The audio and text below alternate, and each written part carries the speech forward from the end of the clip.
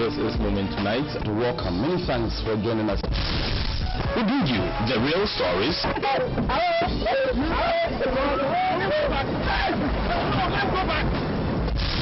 Abdallah, have you put pepper in the tea? My environment alone will tell you that I'm rich. I've chosen to be in one of the very shallow pits. They also do have miscreants, but it doesn't mean that all of them are criminals. We do not have a good geo-database of our mineral resources. This is a time for us to share the oil money. So terrorism is not going to be accepted on this continent. If they see them coming here and going back there, they'll be killed. But God willing, I'll be back alive. We're just about leaving on the night patrol with the AU forces here in Somalia. The real issues, the real talk. We are working together for the development of Ghana. It means that we have separation of powers. Already we're talking about moving from what? A deficit of some 9% to 6.5%. The critical challenge that faces every leader in the world today is the issue of creating jobs. We will put at least 1 million people to work. Ghana, after 60 years, has a public structure that is not responsive. Mr. President, I thought this is your main issue why you came here. Join me, Moomen Tonight, from Monday to Friday, 8:15 p.m. to 9:15 p.m. on GBC 24.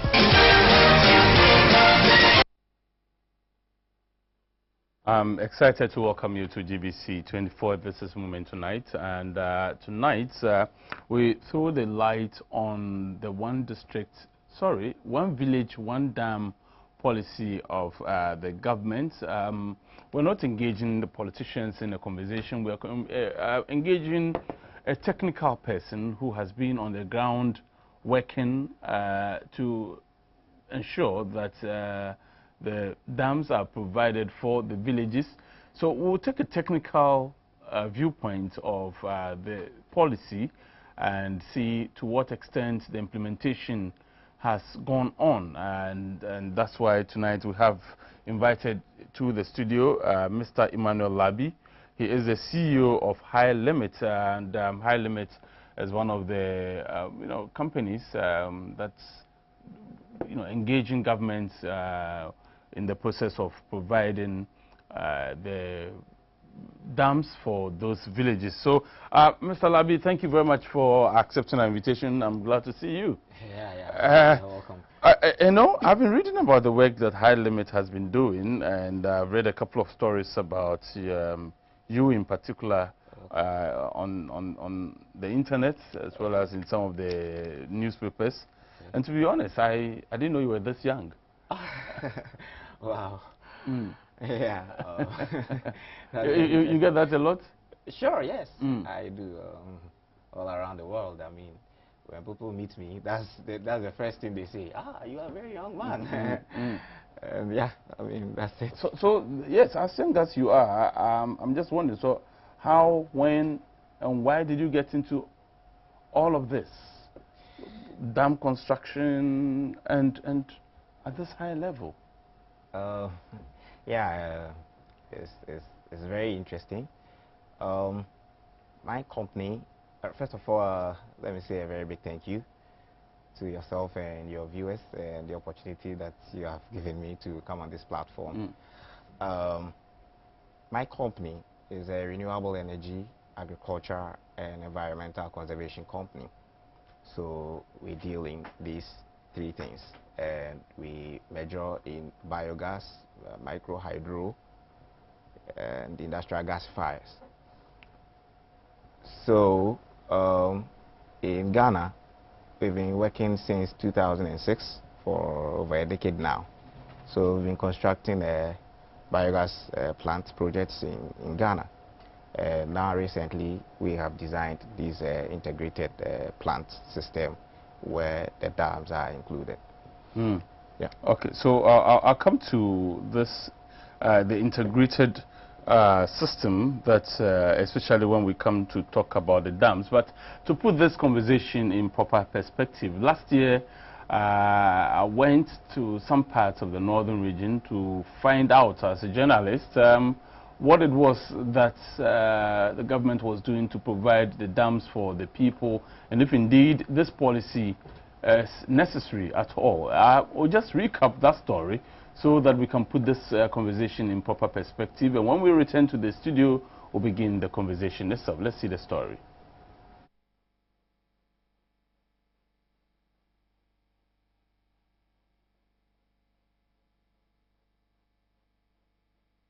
And this has inflicted poverty on them. As a result, the citizens, mostly the youth, often migrate to the south in search of menial jobs to survive, usually under very bizarre conditions. Attempts have been made to support dry season irrigation, but the problem of the agricultural sector persists as hunger and poverty remain visible while youth migration to the south is a reality. Education is affected as poverty will not allow people to send their children to school. In health too, people are not getting the right nutritional values to stay healthy. It was therefore a welcoming news for many when the then presidential candidate Nana Addo Akufo-Addo promised the one village, one dam policy to ensure an all-year-round agriculture in northern, upper east and upper west regions during the 2016 general elections. One district, one tax, one village, one dam. Restoring teacher training allowance. Restoring nurses training allowance. Many were those who lauded the policy and said, if well implemented, it could help revolutionize agriculture in that part of the country and the country at large. However, there are skeptics who do not believe in the feasibility of the policy, arguing that per the topography of the three beneficiary regions, it is not possible to have one dam in every village. To increase food production in the regions, attention must be shifted from rain-fed agriculture to irrigated agriculture through the construction of dams and associated ancillary works such as canals, laterals, ponds, among others. This is a typical dugout. Dugouts are usually found in many communities in the northern region where animals are reared. They provide a source of drinking water for many of these animals, and most of the times too, they are used as a source of water for domestic use by members of the communities.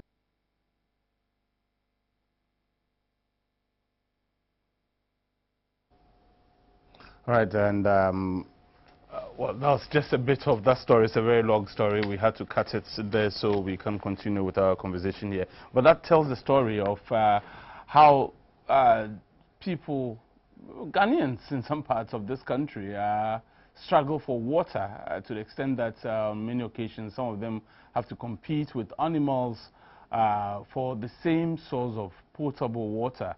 And so, yes, no doubt, dams are important, but for those of us who may not even understand what it is in the first place, can you tell us how important are dams?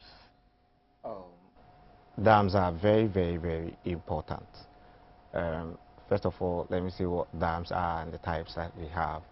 A dam is simply a barrier that is man-made with the intention of storing water.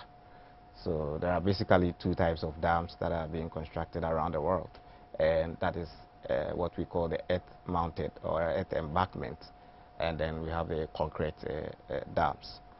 So with this project, we are not doing much of the concrete dams, but we are doing the earth-mounted, which are dugout dams. The government of Ghana, in its quest to increase food production and food security, instituted this one village, one dam policy.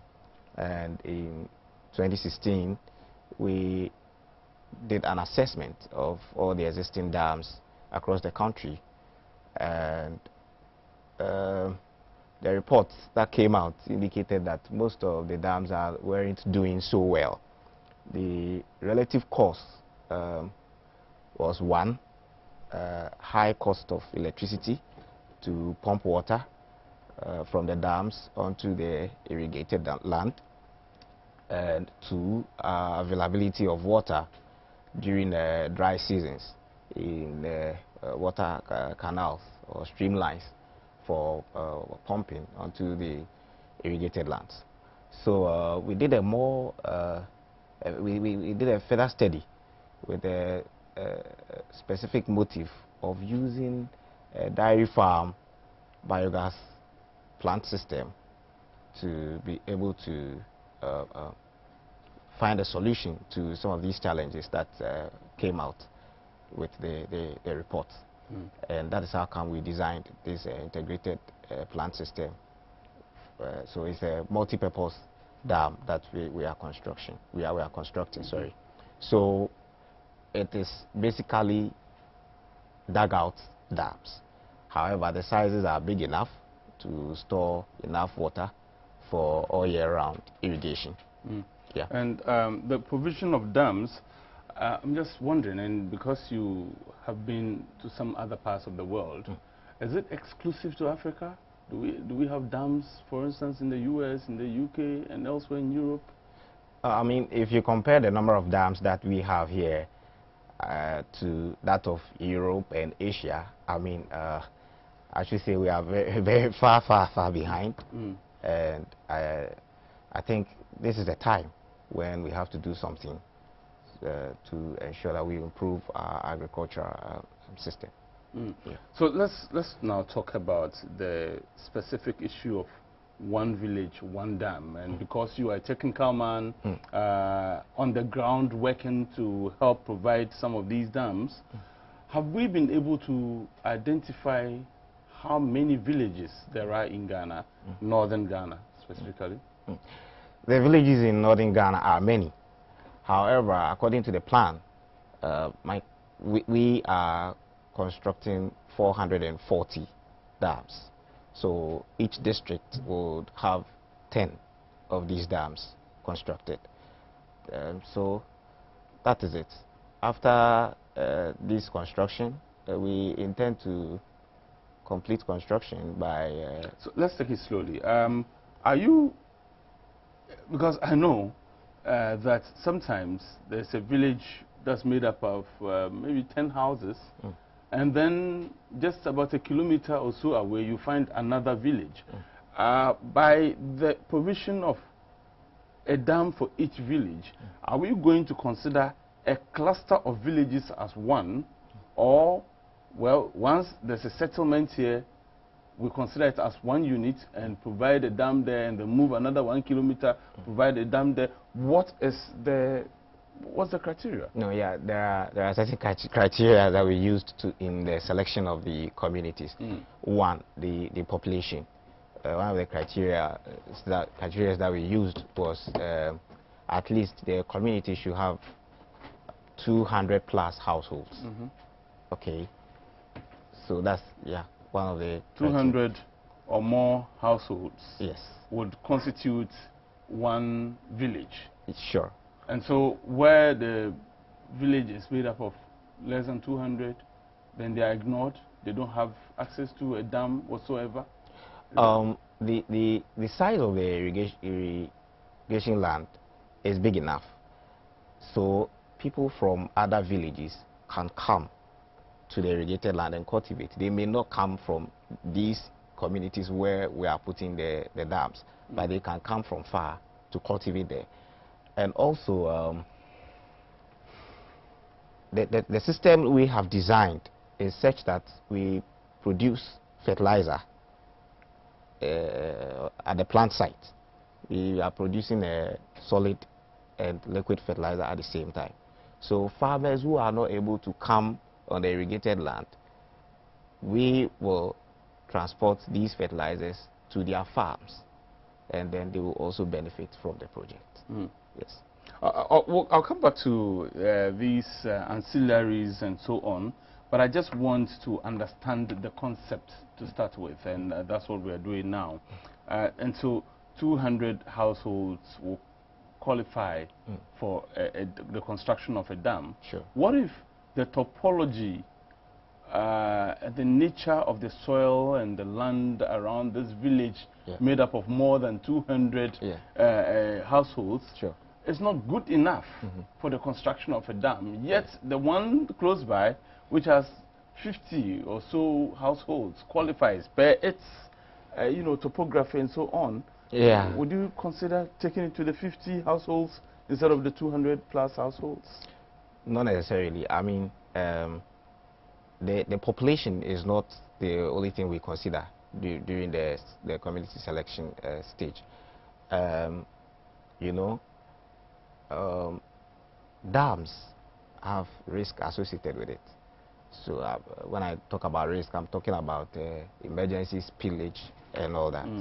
So you need to look for an area where, in case of an emergency, there are streamlines where you can spill without creating much problems for the people around these communities. So a lot of things that come into play during the community selection stage, not only the population. The population is just one of them.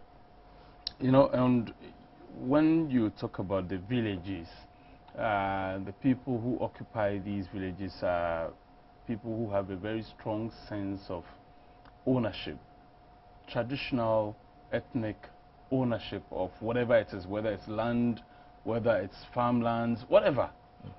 And so if a dam is constructed for or in a particular village, is there any means of conscientizing and educating the people that even though this dam is within your community, but it is also available for use by the people of the other community? Otherwise, we'll end up having people saying, this is our dam, also go to your dam. Sure. I mean, yeah, we had some of those issues coming up, but during the community entry stage, we did this, the community education, and we educated them on issues like that.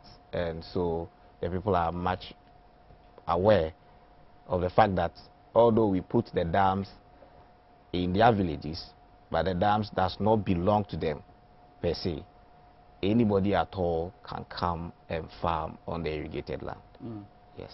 Okay. Now, tell me, has construction begun anywhere around the country, in any village? Do we have evidence to show for it? Yes, sure. Construction works has begun.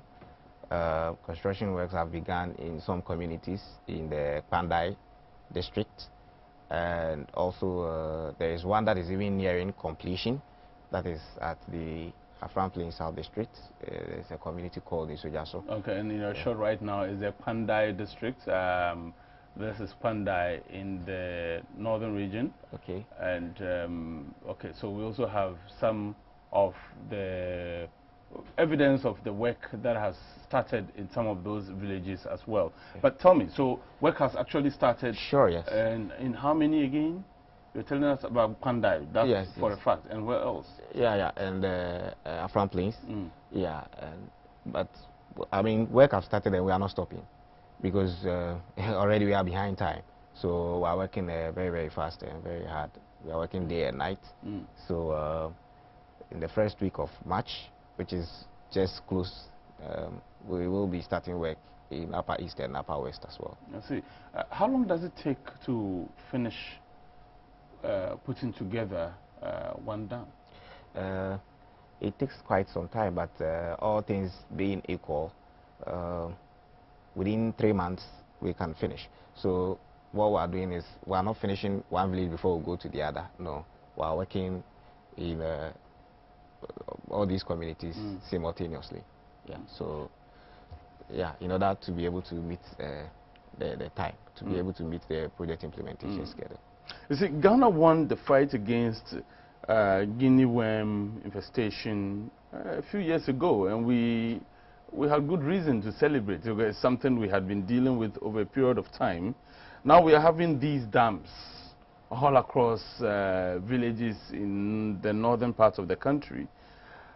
How potable would the water from these dams be, to the extent that we don't want to return to the days of guinea worm infestation and so on. Is the water going to be potable, safe to drink?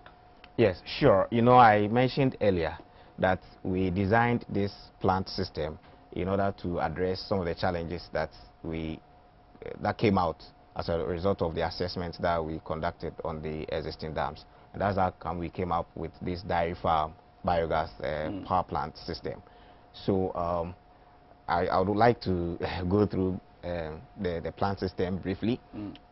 First, we have a dairy farm, and then the waste, which is the cow dung from the dairy farm, goes into a biogas digester, which produces methane gas.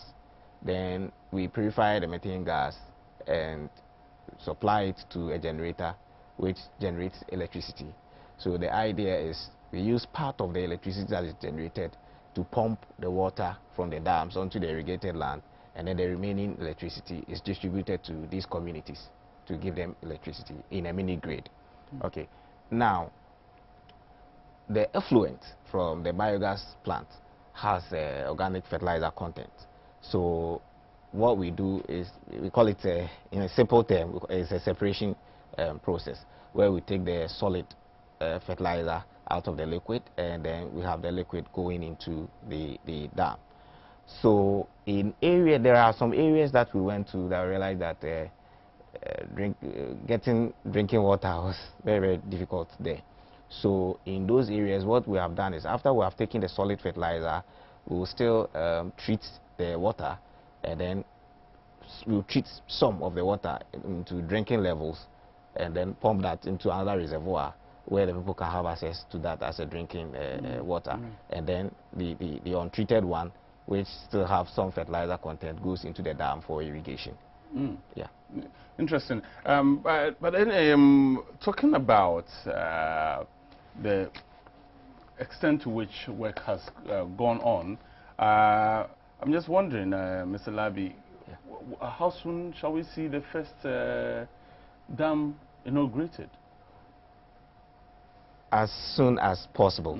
Actually, the one that is nearing completion, that is at the Afram Plain South district, we intend to commission it ending of this month. Oh, really? Yes. So ending of this month is just a little under 10 days away from today. Yes. And so the nation will witness the inauguration of one of these dams. Sure. All right. But the Pandai district is one of the districts, and indeed one of the constituencies where construction is currently ongoing. We've had a chance of speaking to the MP of the area, and he's been sharing some of his thoughts with us. The MP is Honorable Matthew, I beg your pardon, Nyindam, and he has some interesting thoughts on the one village, one dam, especially as his constituency is made up of many, many villages.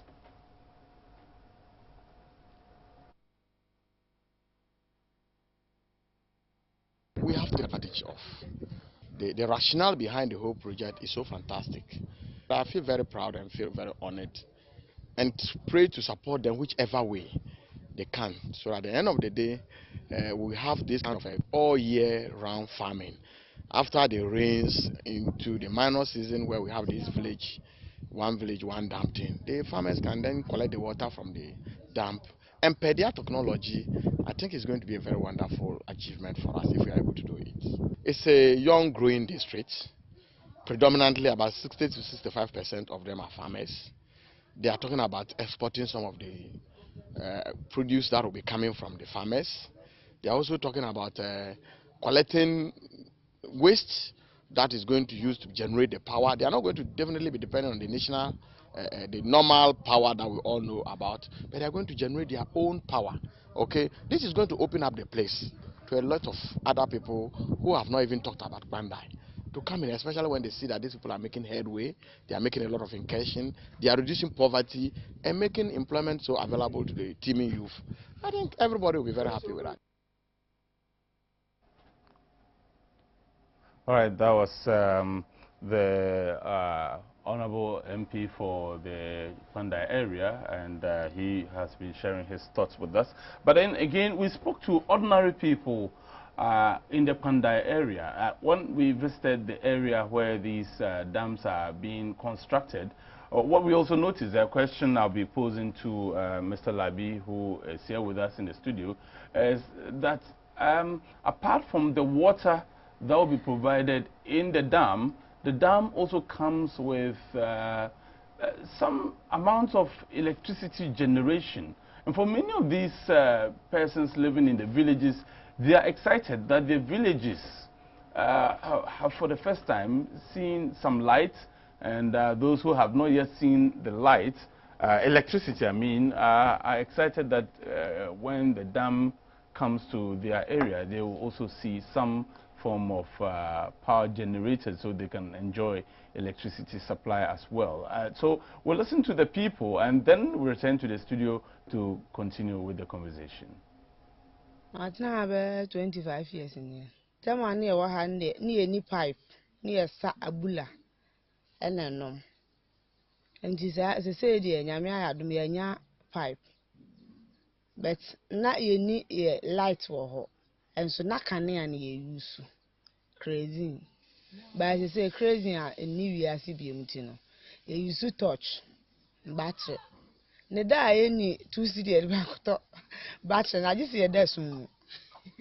If you say the crowbar, I won't need 2 city at the back of her. But at the back of the battery, I just say, Oko desk, and I Oko fitting. But I light what I had the air. Say, lad, being a diabeban. I just want to know when you're sick. Then. Oh, I am a desk cania at me baha. I am a desk cania baha and a cania baha. Say, mention me home by Tommy. Me told be a better. Ne how konya okofa na mukra ba je se ho ba light wa ha de o fridge wo ho aso de beto fridge mu na ebenya pure water nom ebenya TV ahwe o ma mu nsam ye bete light ne ba me pe network if you say phone dadan mu aje se matu kwan anza ne menya network ne mintu kwan no an se phone ne da ho se menya network na me de kasa me nua bi wo kro mu a menene kasa papa no nyame nshira no kwan a watimi nyankopon watimi afa ne mu ama light na eba ha no nyame nshira no bebire na light ne ba ha wi na ede na ase ye ebe ma no ne light no kura abawie sese ya de aduri de anya bawie enti ya da na ase nti na momfo so na teacher fo nso mra kuro no mu na school nso ntimi ntumpon ebi se light ne ba ha na ye se school fo etimi su ade high school no mu nsu ade o mu nya teachers fo mo nchiro ma ade de nurse fo nya class 1 for class 2 fo bia kwa otifom enti no light ne timi ba ha ye de nyame ase mi so be me de se light be ba ye nso ja so kuro we mu na ye nso ye kasa kan mo light e wa from place ha ye nso ya kan bi de to so mienu so because of light any hanti no school wa ha na nko yie teacher for ne do mo ba omo ntena na omoko sisi a no ye nya wensen kakra wa ha nanso because of light any hanti no omo nyina ba na omoko ntena na omoko nti ye de say ye ba ye no mesumi free baby be ma beti se ye nya light e wo ye kuro we mu ye da ye papa no so ase so onyankopon nam ne so na e light e wo ye kuro we mu me bompa ye se nya me nhira no nhye ne din na onya ne kese na onam ne so nya ne o ma pi e ma kuroi e ye nso ja so mai akrowa ni mba bi light baby wonyemo ke woni fe mo fe ye out wonyemo ke woni fe mo fe ye out agbene hu wo be network e bi wo be network wo light kura ji wo touchlight o ni o no fe no fe touchlight I use so my name light baby. All right, so those were some of the community members we spoke with, but we also got to speak with, you know, in all of this, the district assembly, the assembly members are very critical. So we spoke to some of them to find out exactly what they were doing to ensure that the education that we all talk about, that when the dam is constructed in one particular village, that those villagers do not prevent people from the next village from using the facility there. And they also shared with us some interesting views. I'm very happy for this particular company coming in to help the district. I think it's a laudable idea and a good news for the people of this district. We are very happy. In fact, what can I say? A lot, especially with the women in the district. We have no work doing. So this is going to help us a lot, especially the women. Women are out there struggling. What makes me happy more is that all the waste, they will buy all. It means that when you even get up early in the morning and face where someone has harvested his or her rice, you can go and collect the waste and come and sell for them to buy. So we are very happy. This is what we have been yearning for. In our area, especially the water. My area, my electoral area and Kabawole as a whole have been having acute water shortage. I think it's going to boost the area and it's going to empower the youth to go into agricultural farming, and instead of moving to urban areas to where there are no ready jobs, created jobs there for them.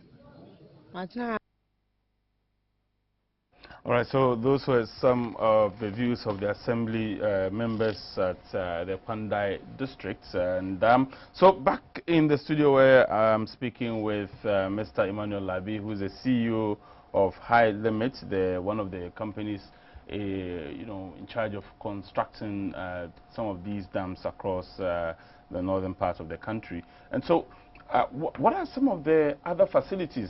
We heard them talking about electricity. That's exciting. Tell me about it, and if you will, also tell me about some of the other facilities that come with this project. Okay, thank you. This is a multi-purpose dam. So first we have the dairy farm, where we'll be producing a lot of milk. You know, milk is very, very expensive in this country as compared to the price of milk in other countries, in Europe and in Asia and other parts of the world.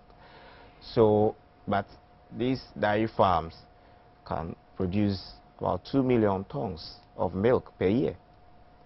So this will help for us to, we will sell this milk at a very, very, very cheaper cost, so that every home can afford the milk. Who is going to own these farms? High Limit? Not necessarily. The villagers? The villagers. The villagers will come and cultivate on the irrigated land, and they will own the farms. But just that we have made provision, we have created a market for them.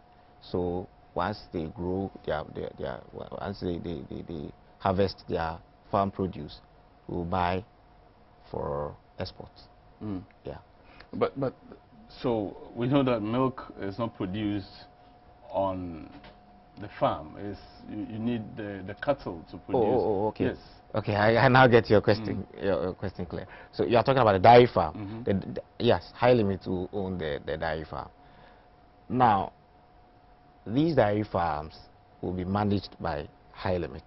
Okay, so these milk will be processed for both export and for local market as well. And that is the idea, to be able to produce this milk in large commercial quantities so that people can buy it at a cheaper cost. You know, maybe I should say this for you to understand where I'm coming from. The daily calcium requirement for every human being is about 800 grams per day. However, a tin of ideal milk is 200 grams. So ask yourself, how much milk or ideal milk does one have to take to get the daily calcium requirement, assuming the person was getting all the calcium from milk? That is about 4 of the ideal things. And you will bear with me, you agree with me, that most homes cannot even afford a tin of milk, not to talk of 4. So, but when we are able to produce this milk and we sell it at a very, very, very cheaper cost, then people can afford it and then get the right amount of calcium that is needed per day. And this is related to the dams? How is that? Where's the connection between production of milk, dairy products, and one village, one dam? What's the connection? Yes, that's, you know, I mentioned these are multi-purpose dams. You need these dairy farms in order to get the waste for the biogas plant, which will generate electricity that will power the pumps that you use to pump water from the dam onto the irrigated land. And mind you, most of these communities where we want to put these dams don't have access to the national grid. They don't have electricity. So if you wanted to construct these dams there, the other option was to put generators that run on diesel, which will even bring the cost very, very high. And that is one of the problems that we identified with the existing dams. High cost of electricity to pump water from the dams onto the irrigated land. So when that happens, the dam managers charge higher. The amount of money they charge from farmers for cultivating on these lands is very, very high. So because of that, the farmers prefer to grow under rainfed than going to grow on the irrigated land. So even during dry seasons, when they could have gone to this irrigated land to cultivate, they are not going there because they realize that even if they go to grow, a chunk of their income will go into paying for the water pumping, you see. So that is why we have designed this plant, such that these biogas plants can generate enough power for us to use to pump the water onto the irrigated land. So this is cheap power. Okay, so then we will be able to deal with the challenge of the electricity costs. Okay, but you need these dairy farms to be able to get the cow dung, which is the waste, which generates the methane gas, to be able to power the generators that will generate the electricity. Okay, yeah, so and then these dairy farms will help us produce this milk I'm talking about. And the villagers, as we saw in that video, are excited about the fact that they will have access to electricity. But is it going to be for free? Are they going to pay? How expensive?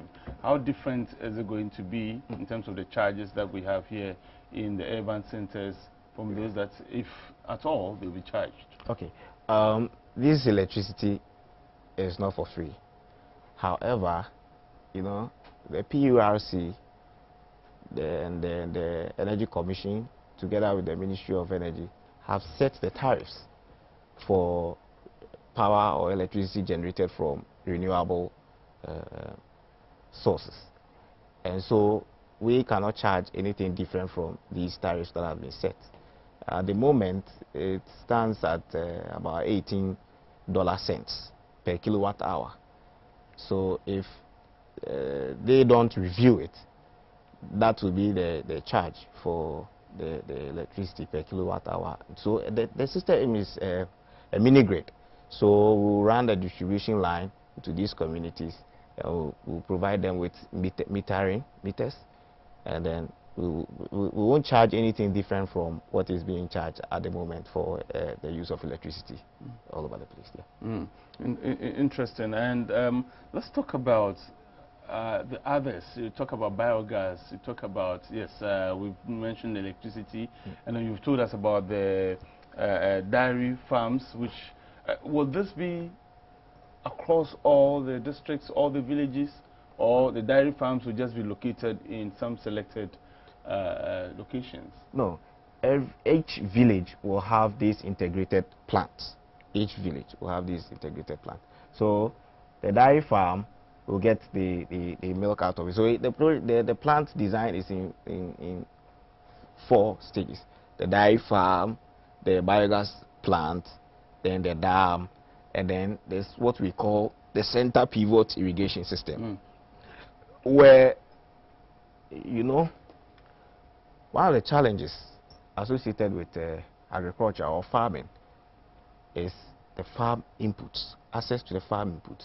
There are a lot of people who want to farm or who want to go into agriculture, but they don't have the money or upfront capital to be able to buy farm inputs like weedicides, pesticides, fertilizer, and all these things. So, but the center pivot system is such that everything goes through once. It is controlled in a mobile way. So, all the farmer has to do is just to come and cultivate on the land. The farmer doesn't have to worry about weedicide or pesticide or any other thing. The system is such that it's a mobile system, and it covers an 80-hectare land area. You understand?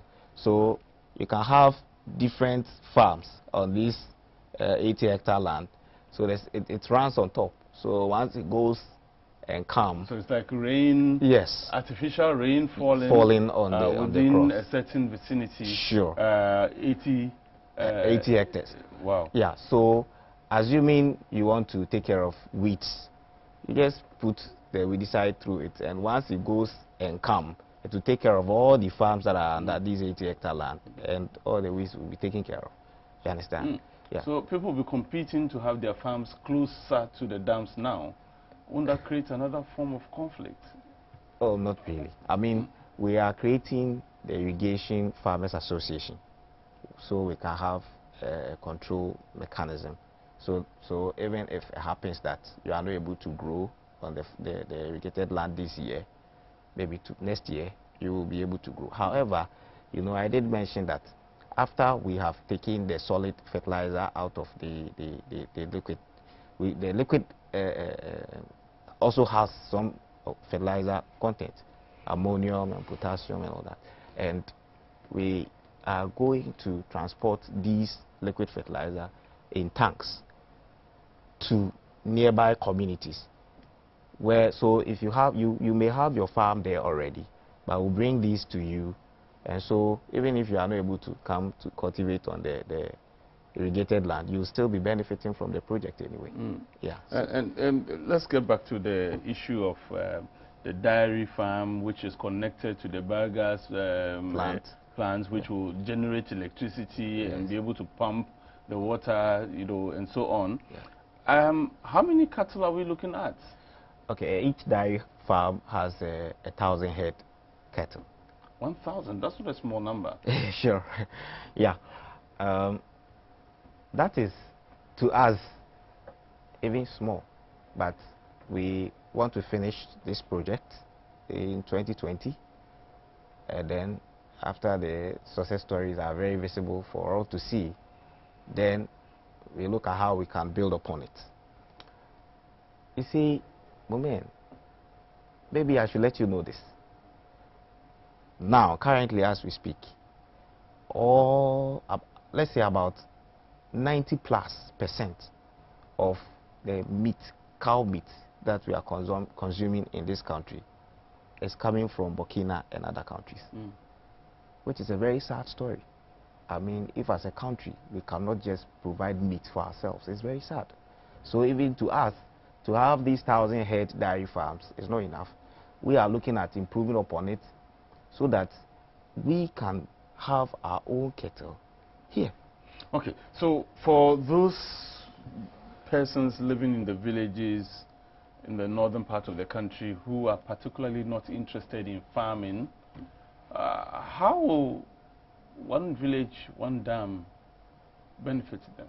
Okay, if you are not interested in farming, there are other activities that are associated with the plant's operation, like waste. Waste like elephant grass, other types of grass are needed for one, the digesters to generate electricity, and also for the feeding of the cattle. So young people or women who don't have anything doing can go around and cut these grass and come to the plant site and sell the grass, and then they will make money, they will make a livelihood out of that. So you may not be a farmer, but you will still benefit. You may not be a farmer, but you get milk at a very cheaper cost. And let me also mention here that, for instance, if we put a plant at Meme is one of the communities where we are constructing this dam.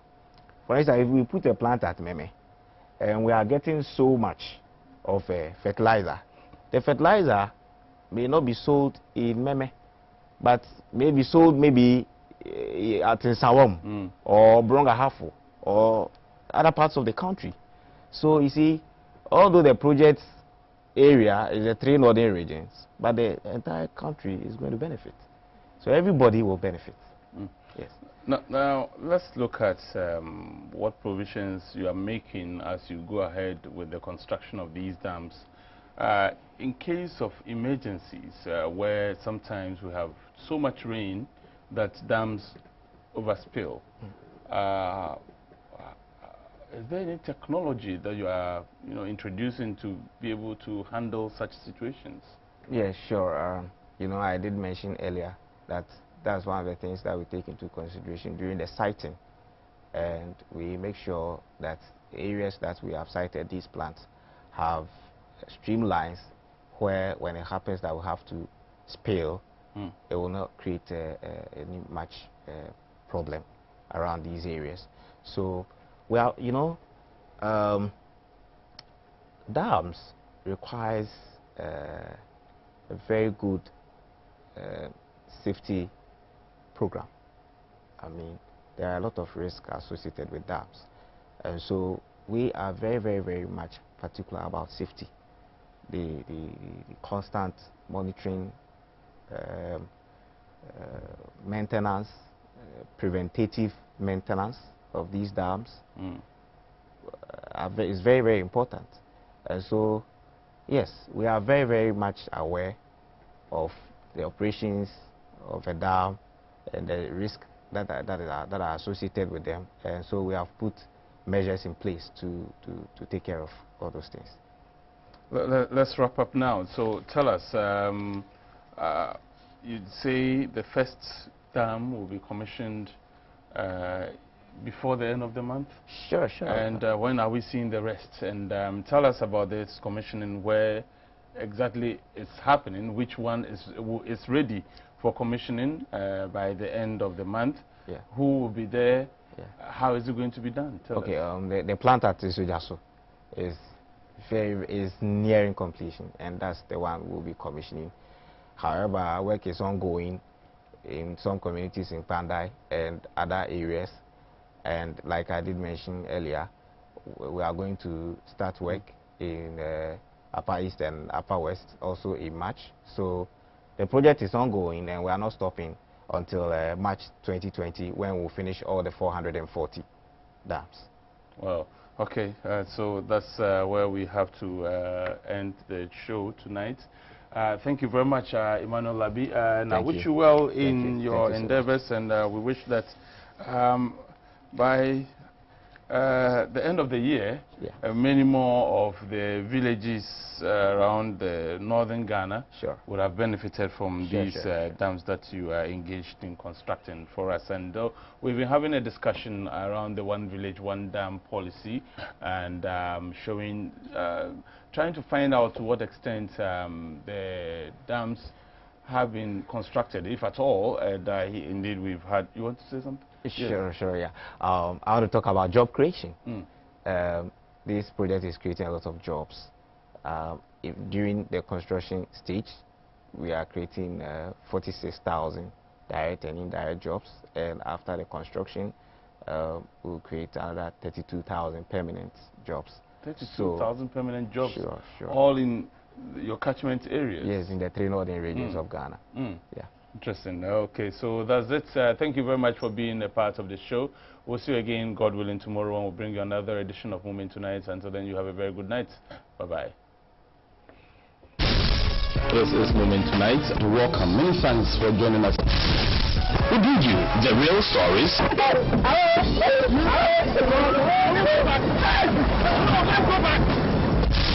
Abdallah, have you put pepper in the tea? My environment alone will tell you that I'm rich. have chosen to be in one of the very shallow pits. They also do have miscreants, but it doesn't mean that all of them are criminals. We do not have a good geo database of our mineral resources. This is a time for us to share the oil money. So terrorism is not going to be accepted on this continent. If they see them coming here and going back there, they'll be killed. But God willing, I'll be back alive. We're just about leaving on the night patrol with the AU forces here in Somalia. The real issues, the real talk. We are working together for the development of Ghana. It means that we have separation of powers. Already we're talking about moving from what? A deficit of some 9% to 6.5%. The critical challenge that faces every leader in the world today is the issue of creating jobs. We will put at least 1 million people to work. Ghana, after 60 years, has a public structure that is not responsive. Mr. President, I know this is your main issue why you came here.